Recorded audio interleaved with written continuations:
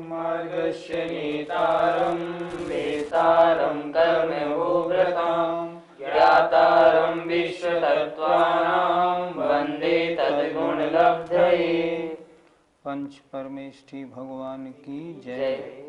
संत शिरोमणि आचार्य विद्यासागर जी महाराज की जय।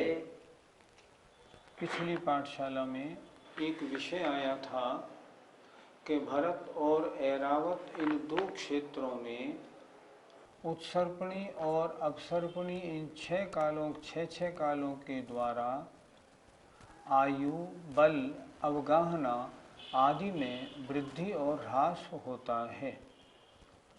क्या प्रश्न क्या पूछा गया था कि यहाँ कुछ परिवर्तन भी होते हैं या सदा एक सा ही काल रहता है? उसके उत्तर में आचार्य ने ये सूत्र दिया था, सूत्र नंबर 27। प्रश्न ये आया था, भरत और ऐरावत क्षेत्र में 6 काल उत्सर्पणी अपसर्पणी के किस प्रकार होते हैं और ये परिवर्तन कहाँ होता है, इस संबंध में आपको अब बोर्ड पे हम बताते हैं। भरत और ऐरावत इन दो क्षेत्रों में अपसर्पणी के 6 काल और उत्सर्पणी के 6 काल होते हैं। देखें, ये अपसर्पणी के 6 काल हैं, पहला, दूसरा, तीसरा, चौथा, पांचवा और छठा। ये उत्सर्पणी का प्रारंभ यहाँ से हो जाता है, श्रावणवदी एकम से। उत्सर्पणी के ये 6 काल होते हैं। ये पहले काल का नाम है सुखमा सुखमा, ये सुखमा, ये सुखमा दुखमा, दुखमा सुखमा, दुखमा और दुखमा दुखमा। इनमें क्या होता है कि ये 1, 2 और तीसरा ये 3 काल ये भोग भूमि के काल हैं। ये उत्तम भोग भूमि, मध्यम भोग भूमि और जघन्य भोग भूमि। अपसर्पणी का ये चौथा काल विशेष होता है। इस चौथे काल में 63 शला का पुरुष, तीर्थंकर, चक्रवर्ती, बलभद्र, नारायण, प्रतनारायण सब इसमें होते हैं। और इधर ये जो तीसरा काल है ये विशेष होता है, इसमें 63 शला का पुरुष इसमें होते हैं। ये 3 काल भोग भूमि के हैं, ये और ये 3 काल कर्म भूमि के हैं, 3 इधर और 3 इधर। इनमें जीवों की आयु, जीवों की अवगाहना आदि के बारे में शास्त्रों में विशेष वर्णन है। ये भोग भूमि क्यों कहलाती हैं? क्योंकि यहाँ जीवों को कार्य नहीं करना पड़ता, कल्प वृक्षों से सारी सामग्री मिलती है और वे सुखों का भोग करते हैं। ये भोग भूमि। और ये कर्म भूमि में जीवों को अपनी आजीविका आदि के लिए उद्योग करना पड़ता है और आजीविका का साधन जुटा के वो लोग जीवित रहते हैं। इसलिए ये कर्म भूमि, ये कर्म भूमि, ये भोग भूमि और ये भोग भूमि, इसे कहते हैं काल चक्र। अपसर्पणी के 6 काल, उत्सर्पणी के 6 काल। आचार्य ने क्या लिखा सूत्र में? भरतैरावतयोर वृद्धिरासौ। पहला सूत्र देखिए, भरतैरावतयोर वृद्धिरासौ षट समयाभ्याम उत्सर्पिण्य व सर्पणीभ्याम। अर्थात भरत ऐरावत इन 2 क्षेत्रों में अपसर्पणी और उत्सर्पणी के 6 कालों के द्वारा ह्रास और वृद्धि होती रहती है, आयु, बल, अवगाहना आदि में। ये कब से चल रहा है? ये क्रम अनादिकाल से चल रहा है और अनंत काल तक चलता रहेगा। वर्तमान में अब सर्पणी का पंचम काल चल रहा है, इसके बाद छठा काल आएगा, फिर प्रलय होगी। इनका समय कितना होता है? ये 4 कोड़ा कोड़ी सागर, 3 कोड़ा कोड़ी, 2 कोड़ा कोड़ी सागर, ये 42,000 वर्ष कम 1 कोड़ा कोड़ी सागर, 21,000 वर्ष और 21,000 वर्ष। इनसे विपरीत ऐसे ही लगा लेना चाहिए, 21,000 वर्ष, 21,000 वर्ष, 42,000 वर्ष कम 1 कोड़ा कोड़ी सागर, 2 कोड़ा कोड़ी सागर, 3 कोड़ा कोड़ी सागर और 4 कोड़ा कोड़ी सागर। सही पूछें तो एक अवसर्पणी काल 10 कोड़ा कोड़ी सागर का और एक उत्सर्पणी काल भी 10 कोड़ा कोड़ी सागर का होता है। पूरा काल जोड़ा हमने तो कितना हो गया? 20 कोड़ा कोड़ी सागर। इस 20 कोड़ा कोड़ी सागर को हम कहते हैं एक कल्प काल। ये 20 कोड़ा कोड़ी सागर का एक कल्प काल कहलाता है। वर्तमान में ये पंचम काल चल रहा है, लेकिन एक विशेषता है कि ये हुंडापसर्पणी का काल है। हुंडापसर्पणी क्या होती है? असंख्यात कल्प काल के बाद एक हुंडापसर्पणी काल आता है, जिसमें बहुत सी गलत बातें होती हैं। जैसे तीसरे काल में तीर्थंकर भगवान हुए, तीसरे काल में जन्म हुआ, मुक्ति भी हो गई उनकी, चक्रवर्ती का मान भंग होना, तीर्थंकरों पर उपसर्ग होना आदि ये होती हैं। तो वर्तमान में ये हुंडापसर्पणी काल चल रहा है। हुंडापसर्पणी उसका पंचम काल है। इस प्रकार भरत और ऐरावत क्षेत्रों में अपसर्पणी के 6 काल और उत्सर्पणी के 6 काल के द्वारा जीवों की अवगाहना, आयु और बल में घटना और बढ़ना होता रहता है। प्रश्न हुआ था कि क्या भरत क्षेत्र में, पूरे भरत क्षेत्र में 6 कालों का परिणमन होता है या नहीं? इसके लिए इस नक्शे को जरा ध्यान से देखें। ये भरत क्षेत्र का नक्शा है। ये हिमवन पर्वत है। यहाँ हिमवन पर्वत में ये पद्म नाम का तालाब है, ये गंगा नदी है और ये सिंधु नदी है। ये नीचे लवण समुद्र है। जो हमारा दूसरा नक्शा था ना, उसको हमने यहाँ बड़ा करके इसलिए दिखाया है ताकि आपको 6 खंड अच्छी तरह मालूम पड़ जाएं। इनमें क्या है? भरत क्षेत्र यहाँ से यहाँ तक है, इसके बीचों बीच में ये एक विजयार्ध पर्वत है, ये वाला, ये विजयार्ध पर्वत है। ये भरत क्षेत्र के बीचों बीच में सेंटर में होता है। इस विजयार्ध पर्वत के पड़ जाने से और गंगा और सिंधु के निकल जाने से इस भरत क्षेत्र के 6 खंड हो जाते हैं। 1, 2, 3, 4, 5 और 6। फिर एक बार समझें, ये हमने भरत क्षेत्र का नक्शा बनाया। यहाँ से और यहाँ तक ये 526 से 6/19 योजन है। इस भरत क्षेत्र के नक्शे में ये विजयार्ध पर्वत है और ये हिमवन पर्वत है, इधर लवण समुद्र है।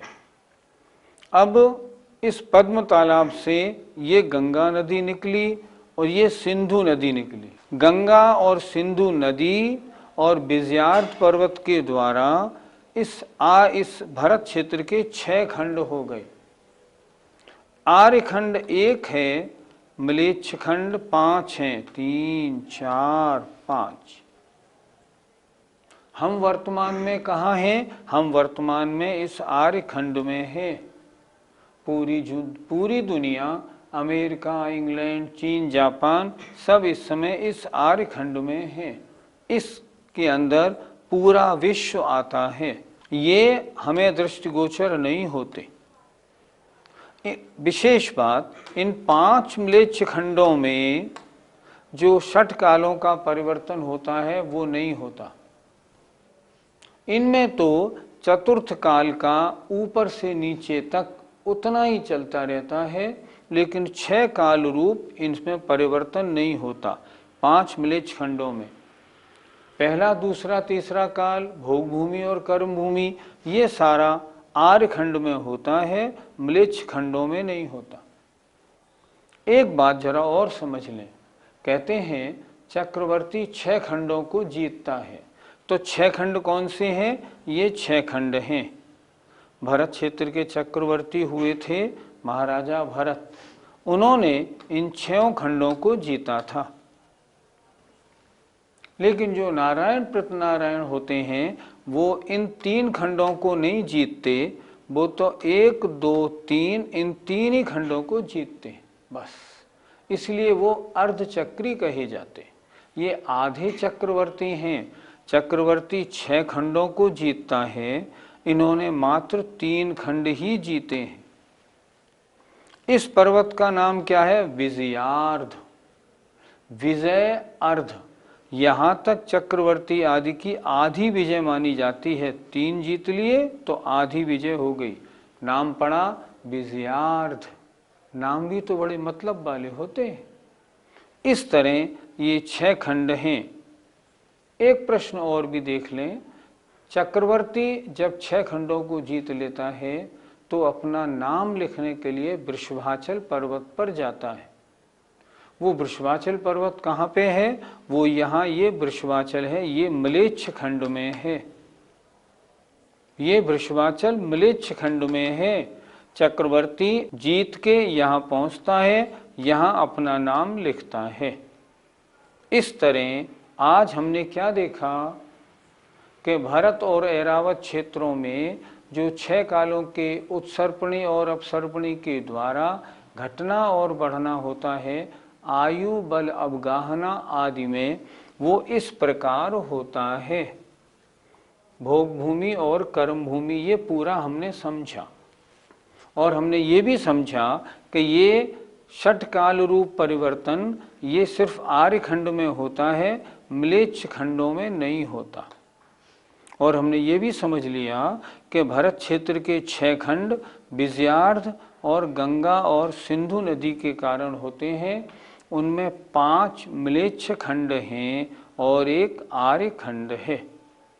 इस तरह मैं समझता हूँ काल चक्र और 6 खंडों के बारे में स्पष्टीकरण पूरा हुआ। जी, आप अभी म्लेच्छ खंड और विजयार्ध पर्वत के बारे में बता रहे थे, तो क्या म्लेच्छ खंड और विजयार्ध पर्वत का कैसा काल रहता है? आर्य खंड में जब पहला, दूसरा, तीसरा काल होता है, तब म्लेच्छ खंडों में और विजयार्ध पर्वत पर जीवों की अवगाहना 500 धनुष और आयु 1 कोटि पूर्व रहती है।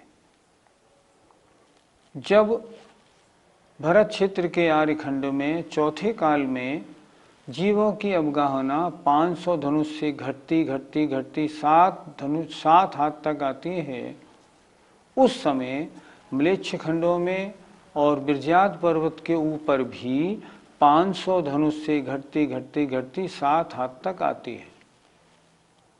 उसके बाद जब आर्य खंड में 7 हाथ से घटना प्रारंभ होता है, 5वें काल, 6ठे काल में, या उत्सर्पणी के पहले और दूसरे काल में, यहाँ तो 7 हाथ से घट के 1 हाथ तक और 1 हाथ से बढ़ती हुई 7 हाथ तक आती है, तब उतने 84,000 वर्षों तक, 21,000 के 4 काल हो गए ना, तो 84,000 वर्षों तक वहाँ 7 हाथ की काया रहती है। फिर यहाँ जब उत्सर्पणी का तीसरा काल आता है तो फिर यहाँ अवगाहना बढ़नी प्रारंभ हो जाती है आर्य खंड में, तो म्लेच्छ खंडों में भी अवगाहना बढ़नी प्रारंभ हो जाती है।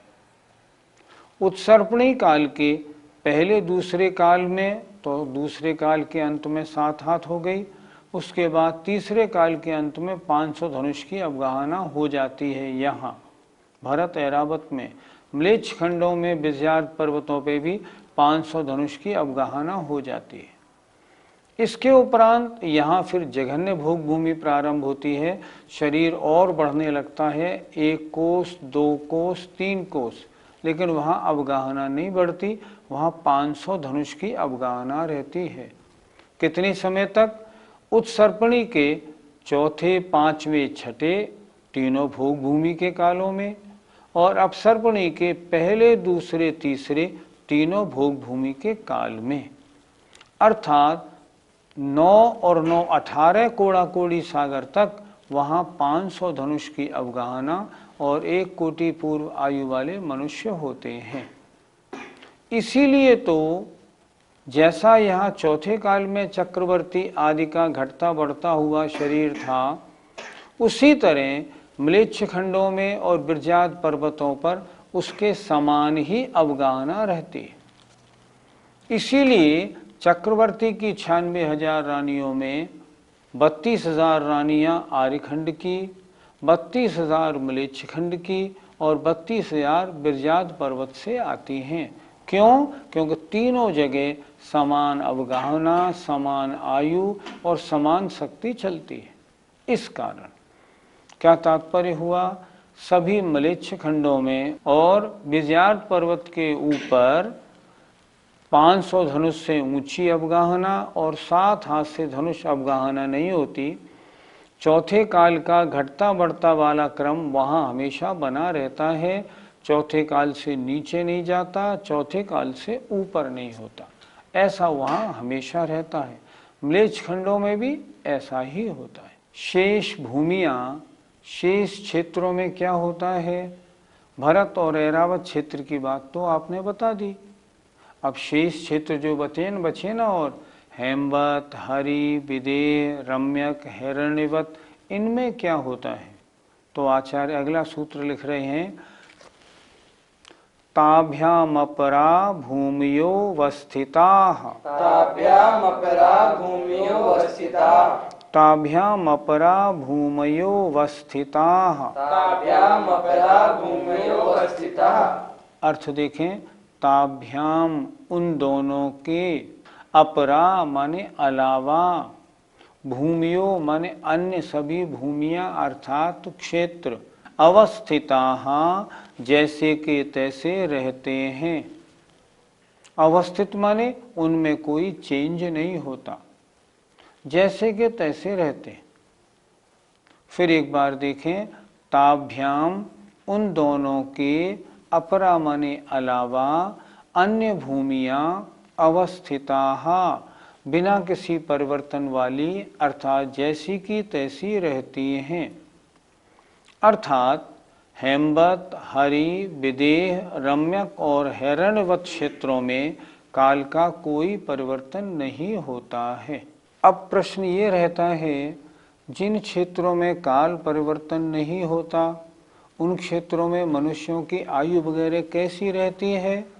तो अगला सूत्र देखें, एकदवि त्रिपल्योपम स्थितयो, एकदवि त्रिपल्योपम स्थितयो, हैमवतक हारिवर्षक दैव कुर्वकाः, हेमवतक हारिवर्षक दैव कुर्वकाः। बोलिए, एकदवि त्रिपल्योपम स्थितयो, हेमवतक हारिवर्षक दैव कुर्वकाः।